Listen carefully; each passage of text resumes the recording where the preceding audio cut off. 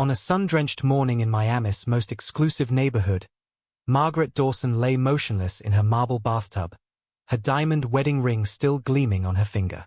Just 3 days earlier, the 65-year-old socialite had threatened to expose her young husband's darkest secret.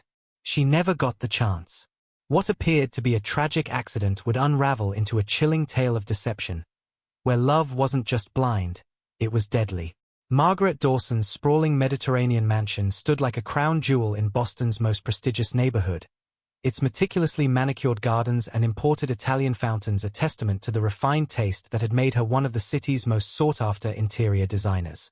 At 65, Margaret had achieved everything society deemed worthy of envy: wealth, status, and a reputation that opened every door in Boston's elite social circles. Yet behind the hand-painted silk wallpaper and crystal chandeliers, a different story unfolded in the echoing silence of her empty rooms.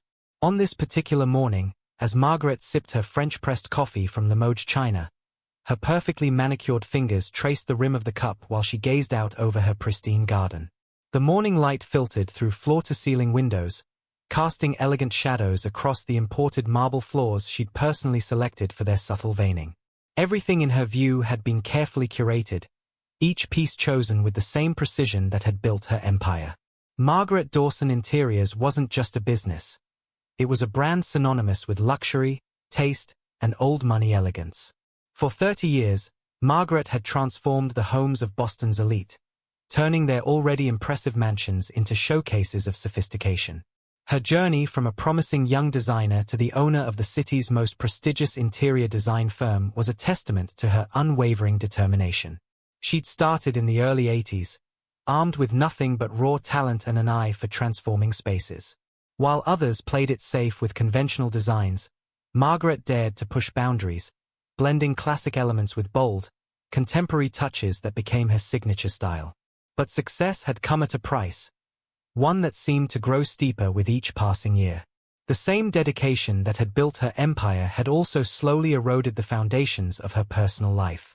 Her marriage to Thomas, once filled with promise and shared dreams, had crumbled under the weight of her ambition. He'd left 15 years ago, claiming she'd married her career long before she'd married him. The divorce had been amicable, at least on paper, but it had left an irreparable rift in their family dynamic. Her children, James and Victoria, had sided with their father in subtle ways that grew more pronounced over time. They maintained a polite distance, attending obligatory holiday gatherings and sending perfunctory birthday wishes, but the warmth that had once characterized their relationship had cooled to formal courtesy. James, now a successful surgeon in Seattle, visited twice a year with his wife and children, their stays carefully timed to never exceed 3 days. Victoria, who had followed her father into corporate law, lived closer in New York but seemed perpetually caught up in cases that prevented frequent visits. Margaret's fingers moved from her coffee cup to her tablet, where photos of her grandchildren's recent achievements populated her social media feed. Pictures shared by their parents, not sent to her directly. There was James Jr.'s baseball game victory last week, and Emma's ballet recital the month before, events she learned about only after they'd passed. The ache of missing these moments had become a familiar companion, settling into her chest alongside the designer throw pillows and antique Persian rugs that furnished her solitude. Her housekeeper, Maria, moved quietly through the room, refreshing her coffee with the practiced grace of someone who had learned to be simultaneously present and invisible. "Will you be dining in this evening, Mrs. Dawson?" she asked, though they both knew the answer. Margaret's evening routine rarely varied, a light dinner taken alone in her conservatory, accompanied by classical music and the latest architectural digest. "Actually, no," Margaret replied, surprising them both. "I think I'll go out tonight." The words emerged before she'd fully formed the thought, but as they hung in the air, they felt right. The walls of her perfect home suddenly seemed to close in, the silence louder than usual. It was this moment of spontaneity that would later be marked as the beginning, the point where Margaret Dawson's carefully constructed world began its subtle shift toward chaos.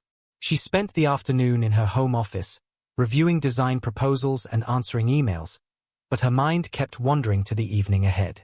For the first time in months, she felt a flutter of anticipation in her stomach. That evening, as she dressed for dinner, Margaret studied her reflection in her full-length mirror.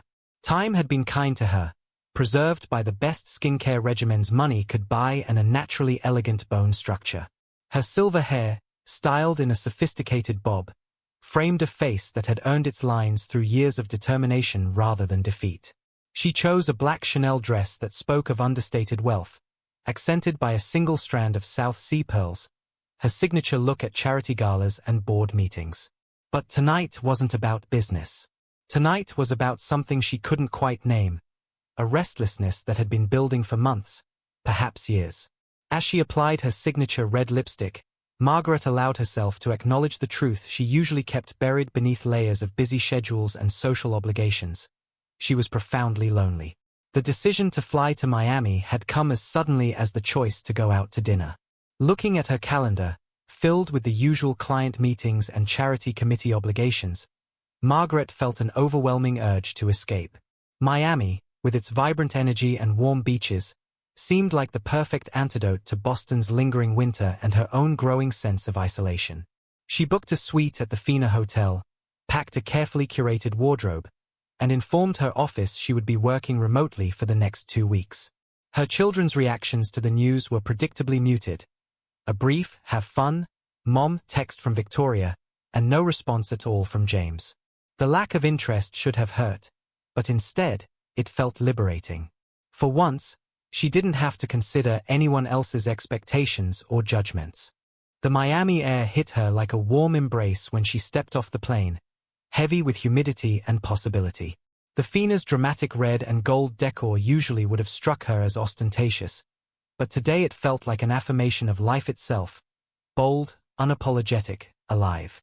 That first evening, rather than ordering room service as she might have done in Boston, Margaret made her way to the hotel's sophisticated bar, the living room. It was there, amid the Art Deco splendor and sultry Latin music, that she first saw Caleb. He moved behind the bar with fluid grace, his practiced movements making even the simple act of mixing drinks seem like an art form. At 28, he possessed the kind of raw charisma that transcended age and status, drawing the eye naturally. When he caught her watching him, he smiled, not the practiced smile of a service worker, but something more genuine that reached his eyes and sent an unexpected warmth through her chest.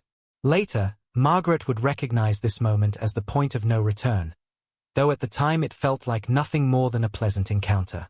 When he approached to take her order, his voice was deep and warm, with a hint of a southern accent that made his simple, "What can I get you?" sound almost intimate. "Surprise me," she heard herself say, departing from her usual carefully considered choices. "Something that suits the evening." What he brought her was a perfectly crafted French 75, elegant and effervescent. "It reminded me of you," he said, and though the line should have seemed rehearsed, something in his direct gaze made it feel sincere. Classic, but with an unexpected spark. As Margaret sipped her drink, they fell into easy conversation. Caleb spoke about his dreams of opening his own restaurant, his passion for mixing unique flavors, his love of art and design. He asked questions about her work, displaying a genuine interest in interior design that seemed too specific to be feigned. When she mentioned a particular Brazilian modernist whose work she admired, his eyes lit up with recognition, and he launched into an informed discussion of the architect's influence on contemporary design. It wasn't until the bar was closing that Margaret realized 3 hours had passed. As she stood to leave, she felt a slight unsteadiness that had nothing to do with the 2 cocktails she'd consumed.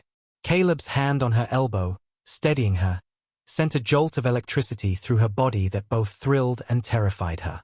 "Will you be returning tomorrow?" he asked, his voice carrying a note of hope that made her feel decades younger. "Perhaps," she replied, aiming for casual but hearing the slight tremor in her voice. As she lay in her hotel bed that night, Margaret told herself she was being foolish. She was too old, too sophisticated, too experienced to be affected by a handsome young bartender's attention. Yet sleep eluded her as she replayed their conversation, analyzing each word and gesture. For the first time in years, she felt truly seen, not as Margaret Dawson, the successful businesswoman, not as a distant mother or ex-wife, but simply as herself. What she didn't know, what she couldn't have known as she finally drifted off to sleep with a small smile playing on her lips, was that Caleb had spent the remainder of his evening making calls, researching her online presence, and meticulously planning his next move. In the darkness of his small apartment, his charm had fallen away, replaced by a calculated determination that would have chilled her had she witnessed it. Margaret Dawson wasn't just another hotel guest to him. She was his next target, and he had just begun to reel her in. The next 2 weeks in Miami passed like a dream, each evening drawing Margaret back to the living room bar where Caleb's presence became the center of her world. His shifts always seemed to align with her visits, a coincidence she never thought to question. When he mixed drinks, his movements were a dance performed just for her, each gesture infused with an intimacy that made her forget about the other patrons. "Tell me more about your dreams," she would say, leaning forward, drawn to the passion in his voice as he described his vision for a fusion restaurant that would revolutionize Miami's culinary scene. His eyes would light up, hands moving expressively as he painted pictures of innovative dishes and sophisticated atmospheres. Margaret found herself mentally redesigning spaces to match his descriptions, already imagining how she could help bring his dreams to life. On his breaks, Caleb would join her at her corner table, their conversations stretching long into the night. He had a way of making her feel both protected and desired, something she hadn't experienced in decades. When he touched her hand while making a point, the contact sent electricity through her body, awakening sensations she'd thought long dormant. But it was the little things that truly captured her heart. The way he remembered how she liked her martini, extra dry, with a twist, how he would have a fresh cup of coffee waiting when she came down for breakfast, knowing she preferred it before her first appointment of the day. Each gesture seemed to say, "I see you, I know you, I care." What Margaret couldn't see was the shadow that occasionally crossed his face when she looked away, or the text messages he exchanged during his bathroom breaks. "It's working perfectly. She's completely smitten," he would write to Bella, his high school sweetheart and partner in crime, who waited in the wings, playing her part in their carefully orchestrated performance. Bella, a striking brunette with sharp features and calculating eyes, occasionally passed through the hotel lobby, seemingly just another guest. She would catch Caleb's eye for a fraction of a second, their shared glance holding years of history and criminal conspiracy. To the casual observer, these moments were invisible, lost in the bustling atmosphere of the luxury hotel. One evening, as Margaret sat at her usual spot, she noticed a young woman in a red dress paying particular attention to Caleb. Something in the woman's gaze seemed possessive, almost predatory. When she asked Caleb about it later, his response was perfectly crafted. "Oh, that's just another regular guest," he said with a dismissive shrug. Some customers mistake professional courtesy for personal interest. His hand found hers across the table, his thumb tracing gentle circles on her palm. "But you're different, Margaret. With you, everything feels real." The woman in red, Bella, watched from afar, playing her role flawlessly. Her apparent interest in Caleb only served to make Margaret feel more special when he consistently chose to spend his free moments with her instead. As her scheduled departure date approached, Margaret found herself unable to contemplate returning to Boston. The thought of leaving Caleb behind made her chest ache with a physical pain she couldn't ignore. When she extended her stay by another week, his face lit up with what appeared to be genuine joy. "I was hoping you would," he confessed, his voice thick with emotion. "The thought of not seeing you every day. I know it's crazy. I know what people would say. But Margaret, I've never felt this way about anyone." Their first kiss happened that night, under the Miami moon on the hotel's private beach. Caleb's hands framed her face with infinite tenderness, his lips meeting hers with a passion that made her feel simultaneously young and ageless. In that moment, all her doubts about their age difference melted away like morning mist. The news of their relationship hit Boston's social circles like a hurricane. Victoria's phone call was immediate and scathing. "Mother, he's younger than I am," she exclaimed, her lawyer's voice sharp with disapproval. "Have you completely lost your mind? What will people think?" James's reaction came in the form of a terse email. "Mom, I'm concerned about your judgment. This isn't like you. Are you sure you're okay?" But Margaret, for the first time in her life, found herself immune to her children's disapproval. "I'm not asking for your permission," she told Victoria during one particularly heated call. I'm telling you that I found someone who makes me happy. That should be enough. Caleb's support during these confrontations was unwavering. He held her as she cried after difficult conversations, whispered words of encouragement, and reminded her that love knew no boundaries. They'll come around, he would say, wiping away her tears. How could anyone who loves you not want you to be happy? Behind closed doors, however, Caleb's performance was calculated with surgical precision. Each comforting embrace was timed perfectly, each declaration of love crafted to deepen her emotional dependency. Late at night, while Margaret slept, he would meet with Bella in discreet locations, fine-tuning their plan. She's worth millions, he would whisper, his mask of devotion falling away to reveal cold ambition. The company alone could set us up for life. Just a little longer, baby. You're doing great. Bella would kiss him hungrily, their passion fueled by the thrill of their scheme. Just make sure she changes her will before the wedding, she'd remind him. We can't risk anything going wrong this time. The proposal came 2 months into their whirlwind romance, on a private yacht Caleb had borrowed from a friend. As the Miami skyline glittered in the background, he dropped to one knee, presenting a ring that, unbeknownst to Margaret, had been carefully selected from a pawn shop for its authentic vintage appearance. Margaret, he began, his voice trembling with what seemed like genuine emotion. I know people will say this is too fast, that we're too different. But when you find something this real, this pure, why wait? You've awakened something in me I never knew existed. Marry me. Let me spend the rest of my life showing you how special you are. Tears streamed down Margaret's face as she said yes. The ring fit perfectly. Caleb had measured her finger while she slept, and the champagne he poured sparkled as brilliantly as their future seemed to promise. The wedding was planned for just 3 weeks later, an intimate ceremony that many of Margaret's friends and family chose not to attend. Their absence hurt, but Caleb's devotion more than made up for it. He handled every detail, from the flowers to the music, creating a day that seemed designed to prove their critics wrong. They'll regret not being here, he assured her, as they swayed to their first dance. This is just the beginning of our story.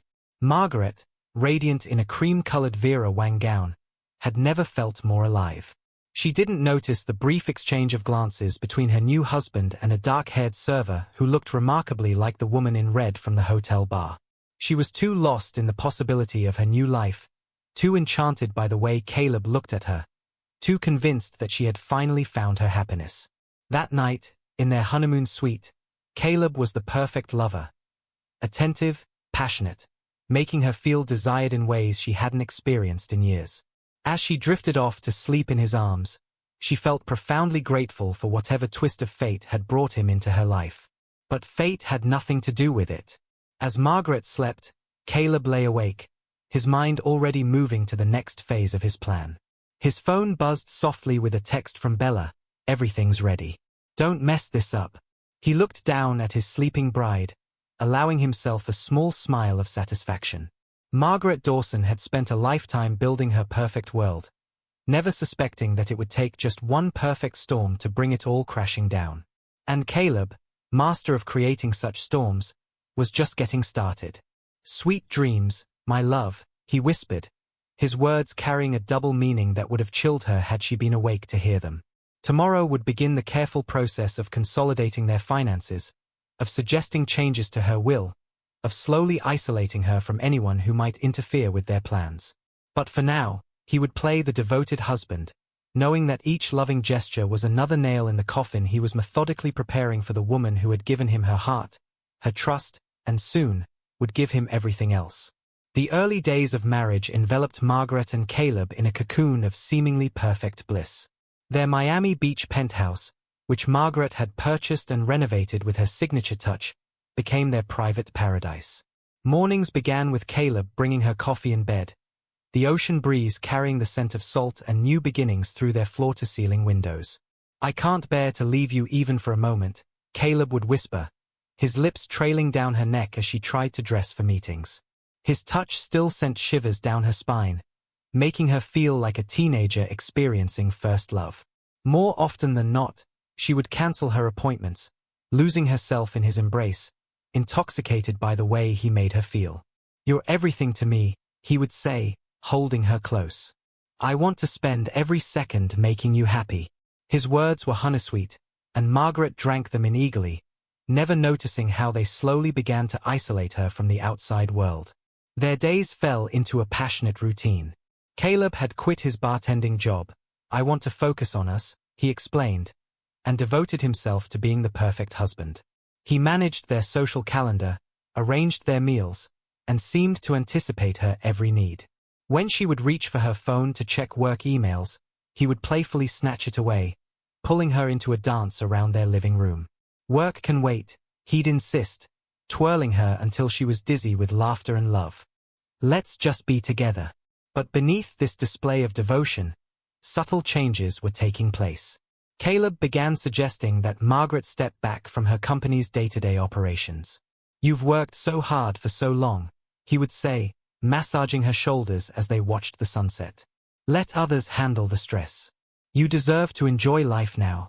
His concern seemed genuine, especially when coupled with tender kisses and passionate nights that left her breathless. Gradually, Margaret found herself delegating more responsibilities to her senior designers, her once sharp focus softened by Caleb's intoxicating presence. Late at night, while Margaret slept, Caleb would slip onto their oceanfront balcony for hushed phone conversations. "Everything's proceeding perfectly," he would murmur to Bella. "She's transferring more control of the company to her management team. The joint accounts are set up. Just a little more time." During these moments, his mask would slip, revealing the calculated predator beneath the loving husband facade. But one night, Margaret stirred earlier than expected, catching the tail end of one such call. "Who was that, darling?" she asked, wrapping her arms around him from behind. "Just the restaurant supplier," he answered smoothly, turning to kiss her. "I'm planning a special surprise dinner for you." His kisses grew more urgent, more demanding, effectively distracting her from any lingering questions. The first real crack in their perfect world appeared during a dinner party Margaret hosted for her closest friends. As she excused herself to check on dessert, she overheard Claire, her friend of 30 years, asking Caleb about his past. "So, where exactly did you grow up?" Margaret mentioned Alabama, "But I thought you said Georgia last time we spoke." Margaret paused in the kitchen doorway, something in Caleb's slight hesitation catching her attention. "I moved around a lot as a kid," he responded with his characteristic charm. "But Alabama's where I consider home." He smoothly changed the subject, but Margaret felt an unfamiliar flutter of unease in her stomach. That night, after their guests left, Caleb was particularly attentive, almost aggressively passionate. "Your friends don't understand us," he murmured between kisses. "They're jealous of what we have." His hands gripped her almost too tightly, his needs seeming to border on possession. The next morning, Margaret noticed Claire's number had been deleted from her phone. When she mentioned it, Caleb looked concerned. "You must have deleted it accidentally, sweetheart. Here, use mine." But when she reached for his phone, he pulled it away, distracting her with a kiss that turned into something more urgent. Financial documents began appearing on her desk, requiring her signature. Caleb had taken an interest in managing their affairs. "Let me take care of everything," he insisted. "You've carried the burden long enough." His knowledge of finance surprised her, though he dismissed it as picking things up here and there. One afternoon, Margaret received a call from her bank about unusual activity on her accounts. Before she could get details, Caleb appeared, gently taking the phone from her hand. "I'll handle this, darling. It's probably about the investments we discussed." His voice was soothing, his touch gentle, but something in his eyes made her shiver. That evening, as they prepared for bed, Margaret noticed a photograph falling from Caleb's wallet. It showed him with a dark-haired woman she vaguely recognized, both looking much younger and intimately close. When she picked it up, Caleb snatched it away with uncharacteristic roughness. "An old friend," he said tersely. "It means nothing." His kiss was harder than usual, almost punishing, and that night his lovemaking had an edge of desperation that both thrilled and frightened her. The woman's face nagged at Margaret's memory. She remembered seeing her at the hotel bar, then briefly at their wedding.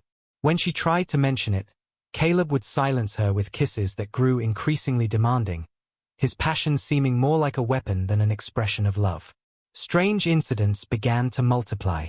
Margaret's medication seemed to make her unusually drowsy. Important documents went missing from her home office. Calls from her children went straight to voicemail, though she never remembered setting it that way. "I worry about you working so hard," Caleb would say, bringing her tea as she tried to focus on company reports. The tea always made her sleepy, compliant. "Let me take care of everything." One night, Margaret woke to find Caleb's side of the bed empty. From their home office, she heard his voice, dark with anger. She's starting to ask questions. "We need to move faster." There was a pause. "No, Bella. We can't wait any longer." The name Bella struck a chord. The woman in the photograph, the same one she'd seen at their wedding. Margaret's heart began to race as pieces started falling into place. When Caleb returned to bed, he was the perfect husband again, pulling her close, covering her with kisses. "I couldn't sleep without you in my arms," he whispered. But now Margaret felt the possessiveness in his embrace, the slight tremor of suppressed violence in his hands. The next morning, reviewing her company's financial records, Margaret discovered several large transfers she didn't remember authorizing. When she confronted Caleb, his reaction was immediate and overwhelming. "Don't you trust me?" he demanded, his charm cracking for just a moment to reveal something cold beneath. Then, just as quickly, his anger melted into hurt. "After everything we've shared? Everything I've given up for you?" His eyes filled with tears that seemed genuine, making Margaret doubt her own suspicions. That night, he was more passionate than ever, his lovemaking tinged with a desperate edge that left her both satisfied and somehow afraid. "You're mine," he whispered as she drifted off to sleep. "Forever." Margaret didn't see him slip something into her water glass on the nightstand, didn't notice how he watched her with calculating eyes as she took her usual sip. She was already too far under his spell to recognize the predator who shared her bed. But somewhere in her subconscious, alarm bells were beginning to ring. That night, she dreamed of sharks circling in crystal-clear waters, their movements beautiful and deadly. When she woke, Caleb was watching her with an intensity that made her shiver. "Bad dream?" he asked, pulling her close. His voice was tender, but his grip was just a little too tight, his smile not quite reaching his eyes. Margaret snuggled closer, telling herself she was being paranoid. But for the first time since their whirlwind romance began, she felt like she was sleeping with a stranger, one who wore her husband's face but harbored secrets that were beginning to cast long. The truth shattered Margaret's world on a sunny Tuesday afternoon, when she decided to surprise Caleb with lunch at the new restaurant he claimed to be developing. She had dressed carefully, wearing the blue dress he loved, her heart light with the thought of seeing his face light up at her unexpected visit. But the address he'd given her led to an empty storefront, windows dusty with neglect. No signs of renovation, no pending permits, no evidence of the dreams he'd described so vividly. As she stood there, confusion mounting, a text message appeared on her phone, sent to Caleb, but visible on her iPad through their shared cloud account that he'd forgotten to disconnect. "Miss you, baby. Today at our usual spot?" She still doesn't suspect a thing. The sender was labeled simply as B. Margaret's hands trembled as she drove to the Fontainebleau Hotel, following the location pin from another intercepted message. Through the glass walls of the lobby bar, she saw them, Caleb and the dark-haired woman from their wedding, locked in an intimate embrace that spoke of years of familiarity. "We're so close," Caleb was saying, his voice carrying through the quiet afternoon air. "Once the company shares are transferred next week, we can finish this." His hand caressed Bella's face with the same tenderness Margaret had believed was reserved only for her. "And the medication?" Bella asked, her voice a mix of concern and calculation. "Is it working?" "Perfect timing. The altered prescriptions are making her weak, confused. Everyone will assume it was her heart when the time comes." Margaret's world tilted on its axis. The elegant lobby suddenly felt airless, the polished marble floor unsteady beneath her feet. A waitress's concerned, "Are you all right?" drew the attention of the lovers, and for one eternal moment, Margaret's eyes met Caleb's across the space.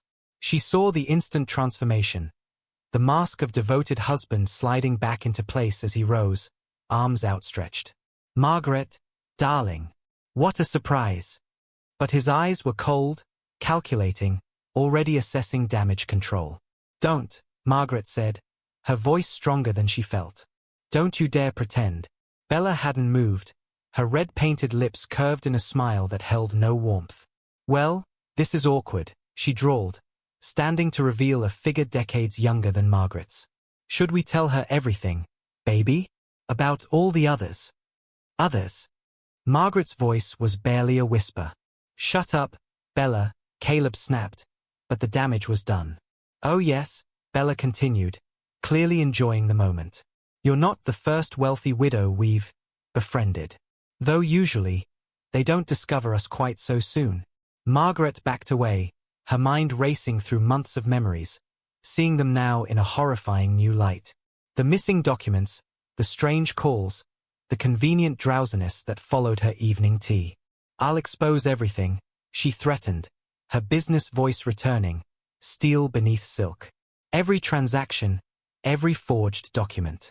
You'll both rot in prison." Caleb's handsome face hardened, all pretense dropping away. "Think carefully, Margaret. Accusations from a confused older woman about her younger husband? Who would believe you? The police will, when they see the evidence. Every altered prescription, every unauthorized transfer." She straightened her spine, channeling the strength that had built her empire. "I may have been a fool for love, but I'm still Margaret Dawson." She turned to leave, missing the silent exchange between the lovers, the subtle nod that sealed her fate. Behind her, Caleb's voice called out, suddenly honeysweet again, "Margaret, wait. Let me explain." But she was already gone, her heels clicking rapidly across the marble floor, her mind clear for the first time in months. In her car, hands shaking, she called her lawyer's private number. "Andrew, I need you immediately. My office, 1 hour. And bring a forensic accountant." What Margaret didn't see was the frantic conversation behind her. "She knows too much," Bella hissed. "We need to move now." Caleb nodded, already pulling out his phone. "Get everything ready. I'll handle Margaret." The next 3 days passed in a blur of legal meetings and shocking discoveries. Margaret learned that Caleb and Bella had been partners in more than love. They were skilled con artists with a string of wealthy victims across 3 states. Her lawyer's investigation revealed previous identities, different names, same pattern: seduction, marriage, mysterious deaths. Margaret worked tirelessly, gathering evidence, documenting everything. She stayed at her office or with Claire, ignoring Caleb's increasingly desperate calls and texts. Each message switched between threats and pleas, but she remained unmoved, focused on building her case. "Just hear me out," his last text read. "Come home. Let me explain everything." Against her lawyer's advice, Margaret returned to their penthouse that evening. She needed documents from her home office, but more than that, she needed closure. She found Caleb waiting, his appearance perfectly crafted to remind her of their first meeting. The same cologne, the same devastating smile. "I was going to tell you everything," he began, moving closer. "Bella means nothing.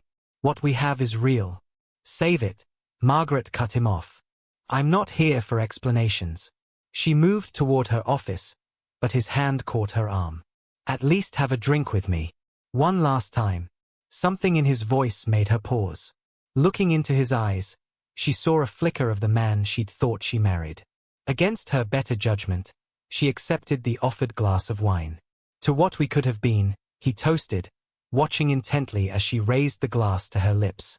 Hours later, Bella would slip into the penthouse, finding Caleb staring out at the Miami skyline. "Is it done?" "Almost," he replied, glancing at the bedroom where Margaret lay unconscious. "The altered medication combined with the wine, it'll look like cardiac arrest. Natural causes." She never saw it coming, Bella smiled, wrapping her arms around him. "Just like the others." But in the darkened bedroom, Margaret's hand twitched, her fingers curling around her phone. In her last moments of consciousness, she had managed to send one final text to her daughter, Caleb and Bella. "Evidence in office safe. Don't let them." The message remained unfinished as darkness claimed her, the Miami moon casting long shadows across her peaceful face. Her last thought was of justice, hoping that even in death, she might protect others from the predators who had stolen her heart before claiming her life. The Miami sun painted honeygold streaks across the penthouse's marble floors as Maria, the housekeeper who had followed Margaret from Boston, arrived for her morning duties at precisely 7 a.m. The silence that greeted her felt wrong, heavy and thick in the humid air. Usually, she would hear Margaret's classical music drifting from the master suite or the gentle hum of her morning routine. "Mrs. Dawson," Maria called out, her voice echoing through the emptiness. No response. The master bathroom door stood slightly ajar, steam still clinging to the mirrors from what must have been a recently drawn bath. Maria's steps faltered as she approached, years of service making her hesitate at breaching her employer's privacy. But something felt terribly wrong. The stillness was too complete, the air too dense with unspoken tragedy. She found Margaret in the oversized marble bathtub, looking almost peaceful. Her silver hair, usually so perfectly styled, floated like a halo around her face in the rose-scented water. One arm draped elegantly over the tub's edge, her diamond wedding ring catching the morning light and throwing prisms across the walls. But her skin was cool to Maria's trembling touch, and her normally sharp eyes stared unseeing at the hand-painted ceiling above. The 911 call came at 7:06 a.m. "Please hurry," Maria sobbed, her accent thickening with distress. "Mrs. Dawson, the bathtub, she's not moving, not breathing." Caleb arrived moments before the paramedics, bursting through the door in apparent panic. "I just went for my morning run," he gasped, rushing to the bathroom. His performance was flawless, the right mix of desperation and disbelief as he tried to pull Margaret's body from the tub, his clothes soaking in his futile attempt to save her. "Don't touch anything else." The sharp command came from Detective Lila Carter, who arrived at 8:15 a.m., the morning sun now harsh and unforgiving. The penthouse had transformed from a luxury residence into a potential crime scene. Uniformed officers moving carefully through the spaces while crime scene technicians documented everything. "Mr. Dawson," Carter approached Caleb, who sat shivering in wet clothes on the living room sofa, his head in his hands. "I need you to tell me exactly what happened this morning." Caleb looked up, his eyes red-rimmed and swollen. "I woke up around 5:30 for my usual run. Margaret said she was going to take a bath. She always loved her morning baths. She said she'd make us breakfast when I got back." His voice cracked perfectly on the last words. In the bathroom, forensics technicians moved with practiced efficiency. They photographed the scene, the perfectly aligned bath products, the scattered rose petals floating on the water's surface, the neatly folded towel on the warming rack. Everything looked staged, like a photo shoot for a luxury magazine, except for the lifeless body in the tub. "Water temperature indicates it was drawn approximately 2 hours ago," the lead technician reported. "No signs of struggle. Even her nail polish is perfect." Detective Carter noted these details but kept her expression neutral. 20 years of experience had taught her that the most perfectly arranged scenes often hid the most calculated crimes. The medical examiner, Dr. Patel, conducted her preliminary examination with methodical precision. "Time of death estimated between 5 a.m. and 7 a.m., she reported. "No obvious signs of trauma. Could be drowning secondary to cardiac arrest, but will need the full autopsy to be certain." Caleb provided a seamless timeline.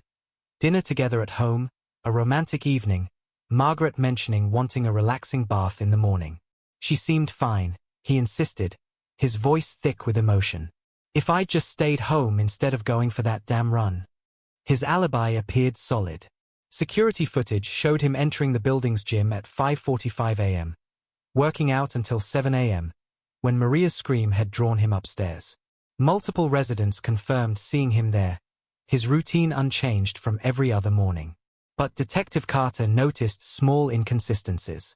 The bath products were arranged too perfectly, like a scene setter's work rather than a natural morning routine. The water level in the tub was precisely even, unusual for someone who had supposedly slipped under. Victoria arrived like a storm at 10 a.m., her lawyer's training evident in her sharp questions and focused grief. 3 days ago, my mother called me, she insisted to Detective Carter. She was scared. She said she had discovered something about Caleb, something dark. She was going to expose him. The detective's interest sharpened. Did she say what? No, but she mentioned someone named Bella. And then yesterday, her last text was incomplete. But she was trying to warn us about something. James arrived an hour later, his surgeon's analytical mind already processing the scene. Mom was an excellent swimmer, he stated flatly. She grew up on the coast. And she was always careful in the bath. She said it was unladylike to fall asleep in the tub. This doesn't make sense. Carter watched Caleb interact with his stepchildren, noting how he maintained the perfect distance. Concerned but not intrusive, grieving but giving them space. Every action seemed calculated for an audience. The breakthrough came when the forensics team discovered Margaret's laptop hidden in the false bottom of her closet.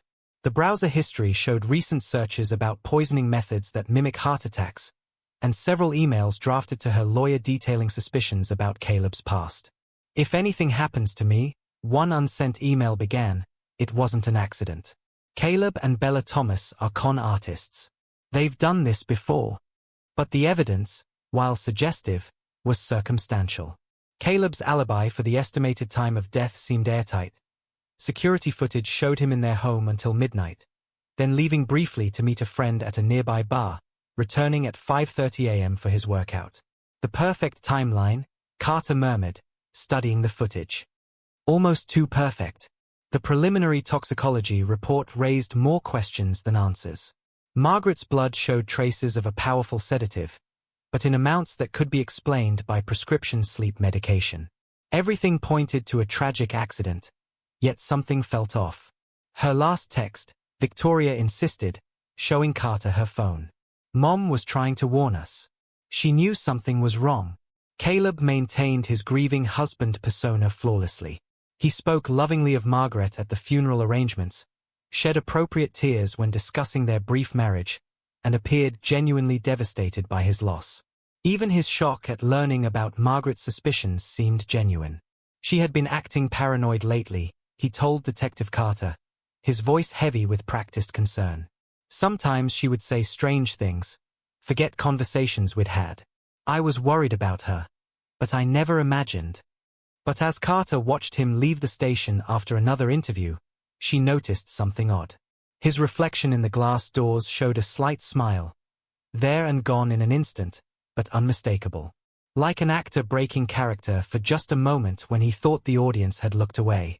In the lab, Dr. Patel was completing her final report when she noticed something unusual about the bath water analysis. The sediment pattern's wrong, she muttered, reaching for her phone to call Detective Carter. And these rose petals, they're not just for romance. But even as the pieces began to come together, Caleb's alibi remained frustratingly solid. The timeline left no room for manipulation. Every moment accounted for, every witness statement consistent. He had crafted a perfect puzzle where all the pieces fit precisely, and that, Carter knew from experience, was exactly what made it suspicious. Margaret's body had told a story of peaceful death, but as Carter stood in the empty bathroom that evening, she felt the weight of unspoken truths. The diamond ring still caught the light, throwing accusations across the marble walls. Something had happened in this elegant space, something that had transformed it from a paradise of love into a crime scene so perfect it almost couldn't be proven. Almost. Because what Caleb hadn't counted on was Margaret's final act of defiance. A small waterproof camera, hidden in the orchid arrangement by the tub, its memory card waiting to tell the true story of that fatal morning. Detective Carter sat at her desk at 3 a.m., the overhead fluorescence casting harsh shadows across the evidence spread before her. The memory card from Margaret's hidden camera had been corrupted, one final cruel twist, but it had provided something crucial, a timestamp that didn't match Caleb's timeline. Play it again, she instructed the tech specialist. The grainy security footage from the building's lobby showed Caleb entering at 5:45 a.m. for his workout. But there was something off about his gait, something too practiced about his movements. Got it, the tech said suddenly. Look at the timestamp encoding. It's been altered. He typed furiously, lines of code scrolling across his screen. This isn't live footage. It's a loop from the previous day. Carter felt the first piece click into place. Reaching for her phone, she dialed the Miami-Dade Records office. It was time to dig deeper into Caleb Thomas, or whatever his real name was. The records search revealed a pattern that chilled her. Every 2 years, like clockwork, a wealthy older woman would die unexpectedly in cities across the Southeast. Atlanta in 2019. Elizabeth Porter, 68, found in her pool. Charleston in 2021. Patricia Whitmore, 70, apparent heart attack. Each woman had recently married a younger man who vanished shortly after collecting the inheritance. The photographs told the story. Though the names were different, the man was unmistakably Caleb. James Carter, Michael Williams, David Pierce. Different names, same predator. And in each case, there was a woman in the background. Dark-haired, elegant, playing different roles, a wedding server, a real estate agent, a helpful neighbor. Bella, hiding in plain sight. Got something on the financials, her partner, Detective Rodriguez, announced, dropping a thick folder on her desk. Margaret's company shares were being systematically transferred to offshore accounts. The paperwork looked perfect, but the signatures, they're good forgeries, but they're forgeries. The investigation accelerated. Every thread they pulled revealed new deceptions. Bella Thomas's real identity emerged. Isabella Montenegro, wanted in 3 states for fraud and suspected involvement in multiple suspicious deaths. The hotel security footage from the day of Margaret's confrontation with them proved crucial.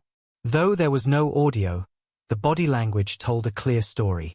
Margaret, dignified even in distress. Caleb's mask slipping to reveal cold calculation.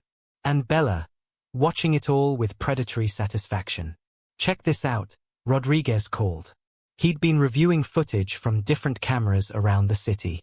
3 days before Margaret's death, Caleb meets someone at a pharmacy in Coral Gables. The grainy image showed a man in a white coat passing something to Caleb, something that looked suspiciously like prescription medication. The pharmacist broke easily under questioning. He had all the right paperwork, the man insisted nervously. Said it was for his wife's heart condition. Paid cash, used a different name each time. The medication analysis from Margaret's blood work suddenly made sense. The levels hadn't been lethal because they weren't supposed to be. They were meant to weaken her gradually, make her death appear natural. But it was Bella who provided the final piece. Surveillance teams had followed her to a storage unit in Hialeah. Inside, they found a treasure trove of evidence. Fake IDs, forged documents, and most damning of all, a laptop containing detailed files on all their victims. It's like a playbook, Carter muttered, scrolling through the files. Each woman had been carefully selected, their vulnerabilities mapped out, their seduction planned like a military campaign. Margaret's file was the most recent, containing everything from her daily routine to her medication schedule. The financial trail was equally damning. Shell companies, offshore accounts, a complex web of transactions designed to hide the movement of millions. But Margaret's final acts had thrown a wrench in their perfect plan. Her emergency calls to her lawyer, the hidden camera, the incomplete but damning text to her daughter. She had fought back in ways they hadn't anticipated. Carter ordered surveillance on both suspects, watching as they grew increasingly nervous. Caleb maintained his grieving widower act, but cracks were beginning to show. He was spotted making late-night calls from payphones, meeting with shady characters in dark corners of Miami's nightlife. Bella was the first to break. They picked her up trying to board a flight to Venezuela, her designer luggage stuffed with cash and fake passports. In interrogation, faced with the mountain of evidence, she turned on Caleb with vindictive pleasure. It was all his idea, she spat, her elegant façade crumbling. He found the women, did the seduction. I just played my part. But the gleam in her eyes betrayed her enjoyment of the game, the thrill of the con. The details she revealed were chilling. How they'd studied Margaret for months before making contact. How Caleb had rehearsed his role, crafting the perfect persona to appeal to Margaret's loneliness. The careful manipulation of her medication, the staged scenes of domestic bliss. The bathtub was his signature, Bella said with a cold smile. So elegant, so peaceful. No one ever suspected murder. Caleb's arrest came at dawn, mirror imaging his staged morning routine. But this time, instead of security footage loops, real cameras captured every moment. He maintained his innocence until Carter laid out the evidence. The corrupted security footage, the pharmacy records, Bella's confession, the detailed files documenting every step of their con. "You made one mistake," Carter told him, sliding Margaret's final text message across the table. "You underestimated her." Even at the end, she was fighting back. Caleb's mask finally cracked. His handsome face contorted with rage, the charming facade falling away to reveal the predator beneath. His confession poured out in a torrent of bitterness and pride, detailing how they'd perfected their technique over years, how each woman had fallen for his carefully crafted performance. They were so desperate to be loved, he sneered. So easy to convince. Margaret was no different. Just another lonely old woman willing to believe a pretty lie. But Carter had one final card to play. "That's where you're wrong," she said, pushing forward a document. "Margaret changed her will the day before she died. Everything goes to a foundation for protecting elderly women from fraud and abuse. You played your part perfectly, but in the end, she wrote the final act." The evidence was overwhelming. The careful documentation of their previous crimes, the financial trails, the forged documents, and most damning of all, their own detailed records of their crimes. They had been so confident in their abilities, so certain of their scheme's perfection, that they had kept trophies, photographs, journals, mementos from each victim. As Carter watched Caleb being led away in handcuffs, she thought about Margaret. Not the victim they had tried to make her, but the fighter she had been until the end. Her final acts of defiance had brought down a pair of predators who had thought themselves untouchable. In her office, the morning sun now rising over Miami, Carter picked up Margaret's file one last time. Inside was a photo of her from happier days, her smile bright and genuine, her eyes sharp with intelligence. "You won," Carter murmured to the photograph. "You finally won." The Miami-Dade County Courthouse buzzed with tension on the first day of the trial. Reporters crowded the steps, their cameras flashing as Caleb Thomas entered in his perfectly tailored suit, still playing the role of grieving husband. But the performance that had once charmed Margaret now rang hollow under the harsh fluorescent lights of courtroom 305. District Attorney Julia Morgan opened with a statement that cut through his facade. "This is not a story about love. This is a story about predators who turned romance into a weapon, who saw vulnerability as an opportunity, and who treated human lives as nothing more than entries in their bank accounts." Victoria and James Dawson sat in the front row, their faces set with determination as they watched the man who had murdered their mother. They had spent months helping build the case, piecing together their mother's final days, turning their grief into a pursuit of justice. "Mom always taught us that truth prevails," Victoria testified, her voice steady despite her emotion. Even in her last moments, she was fighting to expose the truth about Caleb and Bella. She died protecting others from suffering the same fate. The evidence unfolded like a meticulously crafted novel. Detective Carter presented the corrupted security footage, explaining how Caleb had created his perfect alibi. Financial experts traced the complex web of transactions that had nearly drained Margaret's accounts. Former employees from different cities came forward, recognizing Caleb and Bella from their previous cons. But the most damning testimony came from Dr. Patel, the medical examiner. "The rose petals in Mrs. Dawson's bath weren't just for romance," she explained, pointing to chemical analysis results. "They were treated with a compound that, when combined with her altered heart medication, would trigger cardiac arrest. The water temperature was precisely calculated to speed the absorption. This was not an accident. It was chemical murder." Bella Thomas, now turning state's evidence in exchange for a lighter sentence, provided the jury with chilling insights into their operation. "We had it down to a science," she testified, avoiding Caleb's glare. "Each woman was carefully chosen, their vulnerabilities mapped out. Margaret was different though. She fought back. That's why she had to die sooner than planned." The defense tried to paint Margaret as confused, emotionally unstable, suggesting she had imagined conspiracy where there was only love. But her final text messages, her hidden camera, and the detailed evidence she had gathered told a different story. "My mother was brilliant until the end," James testified. She built an empire through her intelligence and intuition. When she realized the truth about Caleb, she didn't just try to save herself. She made sure he couldn't hurt anyone else. The trial lasted 3 weeks, each day revealing new layers of Caleb and Bella's deception. Their previous victims' families came forward, finding closure in finally understanding what had happened to their loved ones.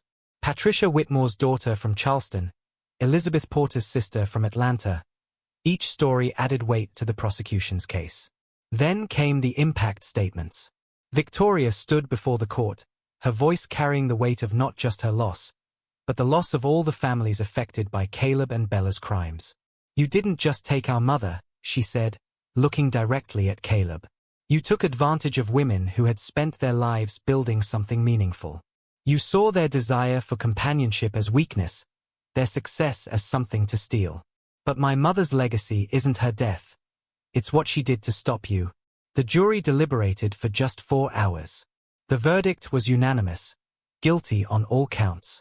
Murder in the first degree, multiple counts of fraud, conspiracy, and elder abuse. As the judge prepared to announce the sentence, Caleb finally spoke. "You all sit there judging me," he sneered, his charming mask completely gone. "But I gave them what they wanted, the illusion of love. They were all so desperate to believe." The judge's response was cold. "Mr. Thomas, you have demonstrated not just a capacity for violence, but a complete lack of remorse. You preyed upon those who opened their hearts to you, turning their greatest hopes into weapons against them. You will serve life in prison without the possibility of parole." Bella received 25 years in exchange for her cooperation, though her testimony had been more about saving herself than showing genuine remorse. In the aftermath, Victoria and James honored their mother's final wishes. The Margaret Dawson Foundation was established, dedicated to protecting elderly individuals from fraud and abuse. The foundation provided resources, education, and support to vulnerable seniors, turning their mother's tragedy into a force for positive change. "Mom's story saved lives," Victoria explained at the foundation's opening. "Because of her courage in those final days, because she fought back and gathered evidence, other families are safer. She turned her last act of love into a shield for others." The foundation worked with law enforcement to develop better protocols for investigating elder abuse and fraud. Margaret's case became a template for detecting similar schemes, her story a warning sign for others who might fall prey to predators like Caleb and Bella. Detective Carter kept Margaret's photograph on her desk, a reminder that sometimes the most important victories come at the highest costs. The case changed how Miami PD handled similar investigations, leading to the creation of a specialized unit focusing on crimes against elderly victims. A year after the trial, Victoria stood in her mother's office at Margaret Dawson Interiors, now running the company with the same dedication to excellence that had made it successful. The view of Miami skyline was the same, but everything else had changed. "She taught us that love shouldn't mean losing yourself," Victoria reflected, touching the frame of her mother's favorite photograph. "That true strength isn't just in success, but in how you use that success to protect others." James continued his mother's tradition of philanthropy, establishing a medical research fund focusing on cardiac care and forensic medicine. "Mom's case showed us how vulnerable the elderly can be," he explained. "We're working to develop better detection methods for poisoning and abuse." The Margaret Dawson story became more than just another true crime headline. It became a catalyst for change, a warning about the dangers of romance scams, and a testament to one woman's determination to protect others even in her final moments. In Miami's exclusive neighborhoods, where wealth and luxury often masked loneliness, Margaret's story served as both a cautionary tale and an inspiration. She had fallen victim to a predator's perfect performance, but her strength, intelligence, and final acts of courage had brought justice not just for herself, but for all those who had fallen before her. The foundation's motto, taken from Margaret's own words, became a powerful reminder of her legacy: "Love should empower, never imprison." Truth is the greatest act of love. And in that truth, in the justice finally served, Margaret Dawson's spirit lived on, protecting others from the darkness that had claimed her life but never conquered her spirit.